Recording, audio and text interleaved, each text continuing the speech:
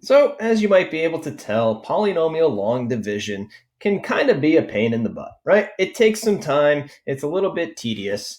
And so, there is a nice shortcut called synthetic division that allows us to quickly divide polynomials. Now, there is one caveat to synthetic division, and that can only be used when our divisor is in the form of x minus k, all right?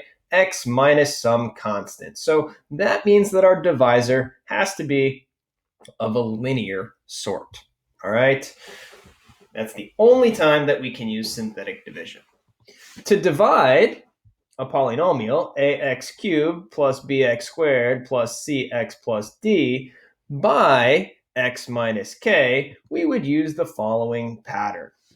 What we do to do complete synthetic division is we are going to write down each of the constant multiples in front of our powers of x and our constant term d. All right? Write the coefficients of each one of our powers and our constant. Here we have a, b, c, and d.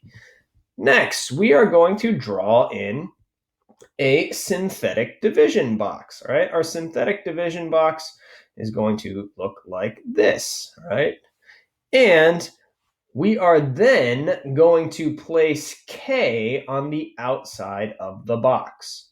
All right, notice k is the constant that is being subtracted in our divisor. All right, and then we follow the pattern. We are going to bring down our constant a, all right? Essentially, we are going to be adding vertically, bring down our coefficient a, and then multiply by k. That would be our pattern. So I'm going to multiply a times k. That gives me k times a in my next box. Then I am going to add vertically again. So I'd have b plus k times a. That would go in my next space here. I would then multiply that quantity by k, put that in my next space underneath c, add vertically, multiply times k to go diagonally into the next space, and finally add vertically again. All right? Now, the constant that you get in your last space is going to be your remainder. All right? Each of the other numbers that you end up with are going to be the coefficients of your quotient. All right? Those will be the answers, the coefficients to your answer. And if this is a cubic polynomial, that means that our answer is going to be a quadratic. So notice that you would have an x squared term, an x term, a constant term, and then finally your remainder. All right. I know it's a little bit tricky to follow that here, but once you do a few examples, you will pick up on it quickly. One thing to make note of, though, synthetic division only works for divisors in the form of x minus k. So if your divisor is not in the form of x minus k, you'll have to use polynomial long division. All right, let's do a quick example here. Use synthetic division to divide 5x cubed plus 6x plus 8 divided by x minus 2. Notice that the divisor is in the form of x minus k. And so what is the value of k that is being subtracted? Well, k is going to equal 2. Once we identify 2, we can set up our synthetic division. We begin by writing down the coefficients of each one of our terms in our dividend. Notice, again, if you are missing terms, in this case I am missing an x squared term, put in a placeholder. Okay, you must make sure you put in placeholders. This is my 5x cubed plus 0x squared plus 6x's plus 8. Next, we draw in our synthetic division box. And on the outside of our synthetic division box, we put our value of k. To complete synthetic division, we are going to add vertically. Well, 5 plus, notice there's nothing here. I just bring that 5 straight down. To go into the next diagonal position, I have to multiply this number by 2. 5 times 2 gives me 10. 10 goes in the next position of my synthetic division box. I add vertically. 0 plus 10, that gives me 10. I multiply times 2 to move to the next diagonal position. 2 times 10 gives me 20. Add vertically, giving me 26. Multiply again by 2 to move into the next diagonal position. That gives me 52. And I add vertically once again. 8 plus 52 is equal to 60. All right, 60, which I have labeled in red, is going to be our remainder. So what did we actually just do? Okay, all right. Understanding what synthetic division is doing is very important. This is not just some sorcery, okay? What we did is we took 5x cubed plus 6x plus 8 and we divided it by x minus 2. And the resulting quotient, all right, that's the answer to our division problem, is 5 x squared, this is the coefficient of the x squared term of our quotient, plus 10x plus 26 plus, and then we would add on our remainder of 60 divided by our divisor x minus 2. So again, notice these numbers on the bottom.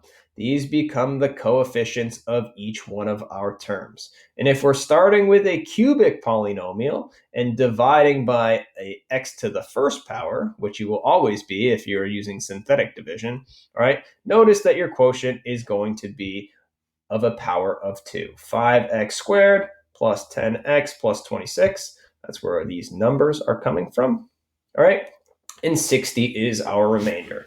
So we add on our remainder divided by our divisor.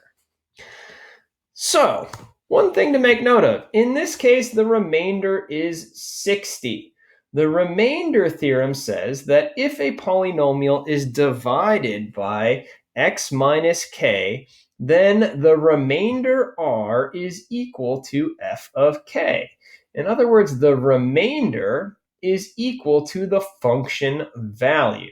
If you were to evaluate f of 2, remember k was equal to 2 in this case, if we were to plug in 2 for x into our function, here we have our function, f of x is equal to 5x cubed plus 6x plus 8, that's our dividend.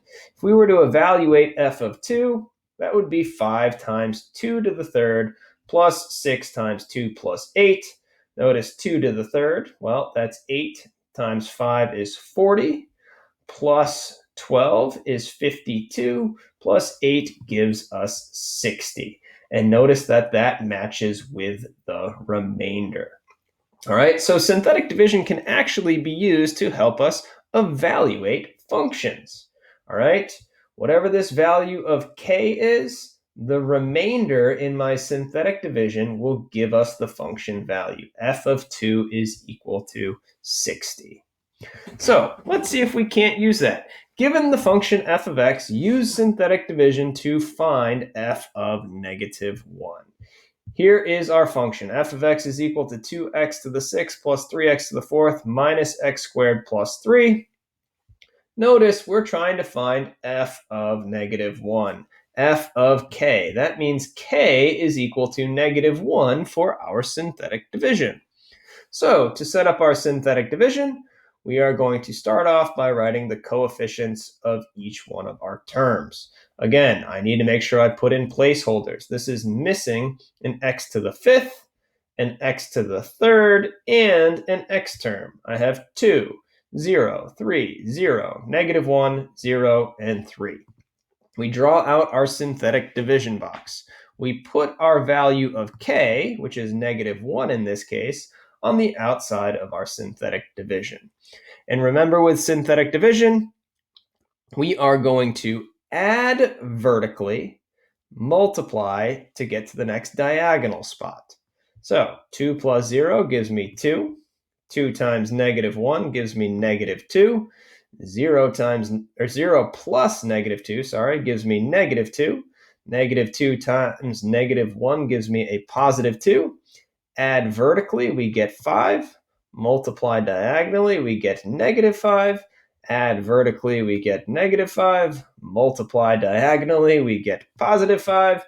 Add vertically, we get 4. Multiply diagonally, we get -4. Add vertically, we get -4. -4 times a -1, multiplying to get to our next diagonal spot gives us +4. And we add vertically. All right, so 3 plus 4 is equal to 7.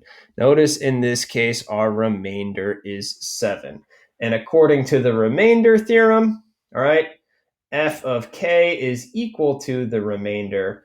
F of -1 is equal to 7 in this case. And we could easily verify our work by evaluating f of -1 normally. All right, plugging in -1 for x. Notice -1 raised to the 6, well, that would be 1. 2 times 1 is 2, plus -1 to the 4th is 1. 2 plus 3 is 5, minus 1 is 4, plus 3 gives us 7. All right, and so we can verify the remainder theorem. All righty. There you have it in your first bits of synthetic division. Synthetic division and the remainder theorem. F of k is equal to r. F of k is equal to r.